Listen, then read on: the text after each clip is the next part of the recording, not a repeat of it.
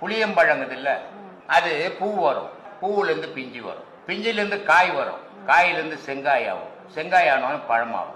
இது எல்லாம் ஒன்னா ஒட்டி வந்தது. பழுத்த உடனே கொட்டை தனியா உள்ள ஆடும், பழத்துக்குள்ள கொட்டை தனியா ஆடும், பழத்துல ஒட்டி இருக்காது.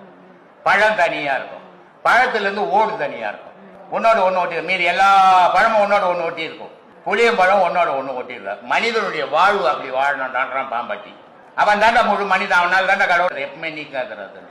அது மாதிரி மாயைன்ற பாச வழியில விழுந்தவன் எப்பவுமே மீண்டு வெளியே வர முடியாது. அதனால பாசத்தை அர்த்தம்லாம் மாயை ஜெயிச்செல்லாம் இதெல்லாம் வாயால பேச சரியா இருக்கும், செயலால வர முடியாது. இங்க வர காலையில உட்கார்றான், எங்க போயிருக்கிறோம், ஒரு ஆன்மீக இடத்துல போய்க்கிறோம், ஆன்மீக பேச்சை கேட்டுன்னுக்குறோம். உடனே வீட்டுல இருந்து பொண்டாட்டி போனோன்னு இங்கதான் இருக்கிறேன், இந்த வந்துடுறேன் நான் ஒரு ஹவர்ல அப்படின்றான். அப்படிப்பட்ட நிலையில மனிதன் வாழ்ந்துன்னுக்குறான்.